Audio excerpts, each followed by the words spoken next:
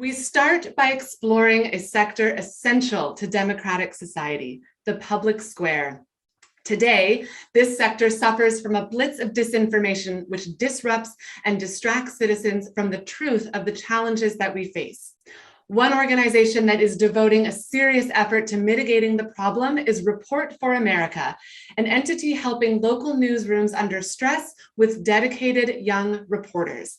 We look forward to hearing that story, and we welcome co-founder of Report for America, Charles Sennett, who is joined by Eve Zuckoff, one of the dedicated young reporters that he has placed in the field. Welcome, Charles and Eve. Thanks, Evangeline. Climate change is a crisis that's global and local. And sadly, we're facing another crisis that is also global and local, and that's the crisis in journalism. It's a real collapse of an enterprise that is truly at the cornerstone of democracy. And it used to provide trusted local news that allowed us to come together around shared sets of facts. When we lose that local journalism, we lose a lot as a society, and we lose the binding agent for our democracy. We lose that shared set of facts that pulls us together. And for this audience, and I think most importantly for the next generation, we lose the opportunity to see clearly the crisis of climate change and to see its human consequences. The stories all around us can go undercovered and sometimes uncovered altogether without local news. At Report for America, we're setting out to address that crisis through a program that really tries to inspire a new generation of journalists, that asks them to respond to a call to service through the public service of local journalism. And we're specifically trying to surge local reporting on climate change. We've just announced that we're scaling up to serve more than 270 local newsrooms now in communities in all 50 states. And we have more than 325 Report for America core members who are now serving their local communities through public service journalism. We have climate reporters around the country, and we are just launching an intensification of an effort in the Mississippi River Basin, especially for an initiative that will focus on coverage of the environment in that region. We have climate reporters really around the country. We have one with us today with Eve, who's covering the coast of Massachusetts and looking at the human consequences of climate change all through the communities along the coast. We call them core members because, like the Peace Corps or the Marine Corps or the Conservation Corps, they're there to serve. So think Teach for America, but for journalism. And that's what Report for America does. It puts top emerging talent out into the field to do the reporting that matters. We also have a program called Report for the World that is a new global core, which is launching in Nigeria, India, and Brazil. We're also focusing on environmental coverage there as well. All of this effort, these two programs, Report for America and Report for the World, are part of a larger initiative called the Ground Truth Project. And I'm the founder of the Ground Truth Project. And Ground Truth is a mission that binds us together. It's a belief in reporting on the ground. It's a pretty intuitive idea, right? That you need to be there on the ground to cover these stories. But it's also a technical term that some of you may know, and it's a calibration process between satellite technology and human readings on the ground. And NASA coined the phrase, and they said that if you're going to get an accurate reading, for example, of barometric pressure or the ocean's temperatures or things that are really needed in climate change research especially, you need that calibration. You need a human reading.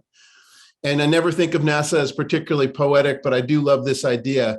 NASA said, when the technology from the satellite readings are in conflict with the human reading on the ground, trust the human reading.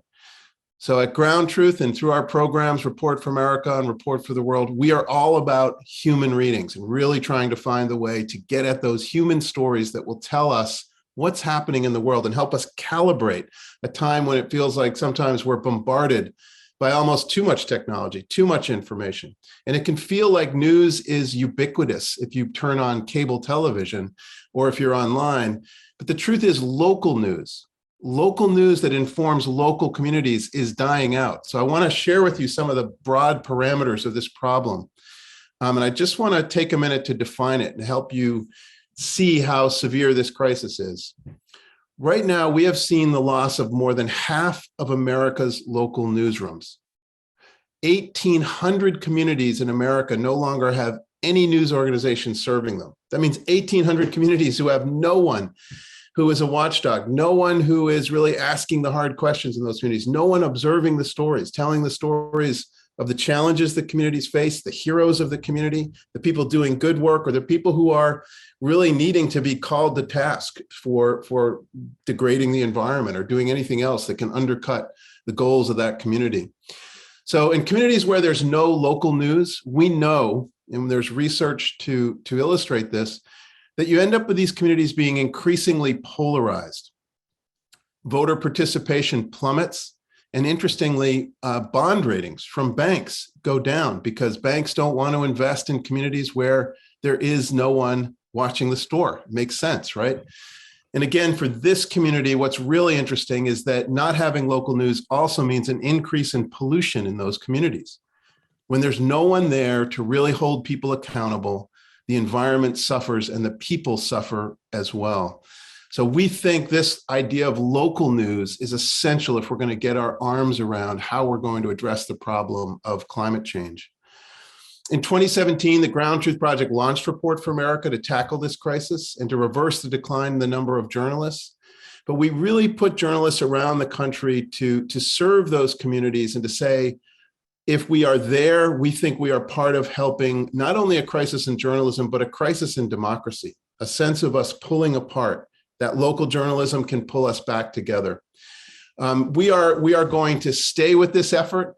We really understand the incredible importance of it. We understand that we're going to have to be better informed as a democracy if we're going to address these big problems. We also understand that this is a global crisis. We have to do really great local reporting, but we have to think globally. We have to be sure that we are, as we say, we're both reporting locally, but thinking globally. I see a lot of parallels in the crisis we face in journalism and climate change. They're definitely both global issues, and I think they can sometimes feel daunting. You can almost feel a sense of doom. What we're trying to do is say, we're going to rely on the leaders of a new generation to be the ones to get us past that mountain of doom and moving forward into some areas where we can actually affect change. Our reporters, our emerging journalists are extraordinary. And I'm so proud to introduce one of them who's right here in Massachusetts. I'm speaking to you from Woods Hole, Massachusetts, which is a real, as many of you know, an epicenter of science and the excellence on climate change. And where Eve Zuckoff, who's one of our really talented Report for America Corps members, where she is based at CAI, WCAI Public Radio, and she covers climate change for this community, and it does an extraordinary job. We think of Eve as one of the heroes of our program. She's done 2 years as a Report for America Corps member, and she's a real success story because she's been hired on a permanent basis by the news organization that we worked with to help support her position for 2 years. That's how we work. We give reporters a chance to work in the newsrooms for up to 2 years. We can extend it if we need to, but we try to get a formula. We pay half the salary. We encourage the news organizations to get the other half, and we help them raise that through local philanthropy. The formula is working. We're growing, but we have really, truly few Corps members who I think embody the spirit of what we do more than Eve. So I'm just going to turn it over to Eve, who's going to talk a little bit about her work here in Woods Hole. Charlie, what an introduction. And honestly, it's never easy to follow Charlie talking about the state of democracy. It makes me proud every time I hear him talk about it to be a Corps member. You know, his passion, this honest to God belief in the work that, in the belief of what we do as Report for America Corps members is something all of us have really benefited from. But, you know, when I was first accepted into the Corps, my first thought was, oh, crap. How am I going to take on this challenge? How am I going to cover climate change? How am I going to enter this new community and build the trust that it takes to do impactful work? You know, Charlie's thoughts about ground truthing had sounded really good until I actually realized I have to do that. And the instinct was real. It's really hard to be a good reporter and to learn how to do it, especially in communities where there is inherent mistrust with journalism because of where the state of it has gone. But the thing about covering climate change as a local reporter is that I wasn't really covering the things that I thought I was going to be, the slowdown of the Gulf Stream or melting sea ice or the global shift towards electrification.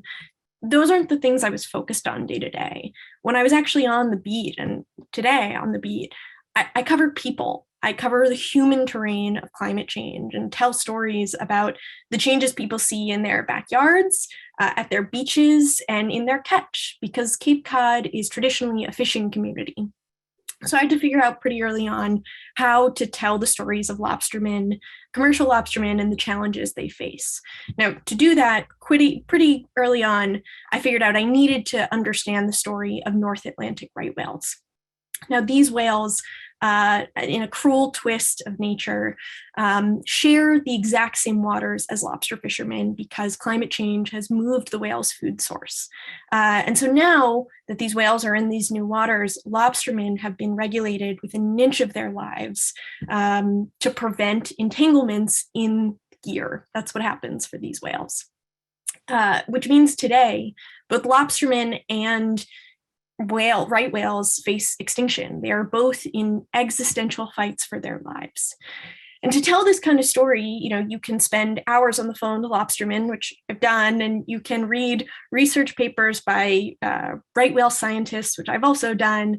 But to really understand it, to really know it, you've got to be out on the water. And not many reporters have actually done that.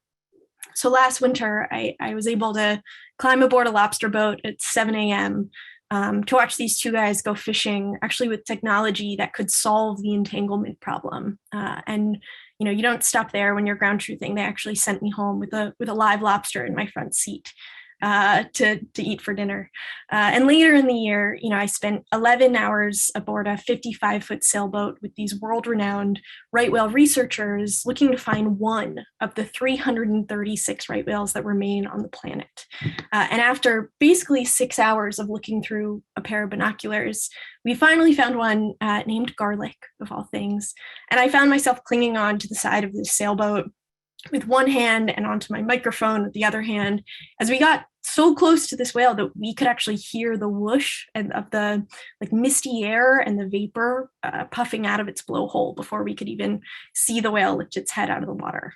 Now I will say I don't get to see critically endangered whales every day on this beat. Not every day looks like that, so between these two trips out onto the water, I would say I think I've talked to every kind of person you can imagine about climate change. I've sat in a 90-year-old woman's living room talking about seniors' resilience to climate change. I've spent a day at a youth climate action summit talking to 15-year-olds about the climate anxiety they feel. I've reported from beer festivals, standing literally in rotaries or roundabouts, standing in theaters. I've walked beach roads, knocking on doors in different towns just to talk to homeowners about sea level rise and erosion and coastal retreat, literally the prospect of losing their homes as climate change bears down. Some of these interviews have been barefoot, others have required me to wear a hard hat. But these interviews don't live and die with me. They all go on to be packaged in stories that reach the rest of our community, leading to these more grounded conversations about the realities of climate change and what they'll do to us. Because I think it's really hard to make people appreciate the dangers when you talk about global impacts in faraway lands. When you're talking about climate change as it affects streets and people's ability to have safe water to drink and make a living, that's how climate change awareness really happens. And that's the mission that underlies every story I tell. So now after 2.5 years, I've published hundreds of stories, many of which have appeared on NPR, intersecting with health, transportation, housing, politics, education, even sports. And it's because RFA has afforded me, Report for America has afforded me that opportunity. Even to do a service project, to work in a classroom and teach journalism to high schoolers. That's a part of the Report for America mission. And I'm so grateful to have reached this point in my career with the help of Report for America. Thanks, Eve. The work you do, the work that these core members who are out in the field doing that kind of ground truthing that Eve's doing, it really matters. It's how we're going to understand climate change. It's how we're going to fight against not just the crisis in journalism, but I think a crisis in truth itself. There's an erosion of truth that's happening right alongside the erosion of the coastline. And I think we are really out there trying to work against that. And Eve, thanks for the work you do. It is so important that we have this next generation fighting against misinformation and disinformation and telling the human stories that matter, really going for those human readings and finding that ground truth. Thank you.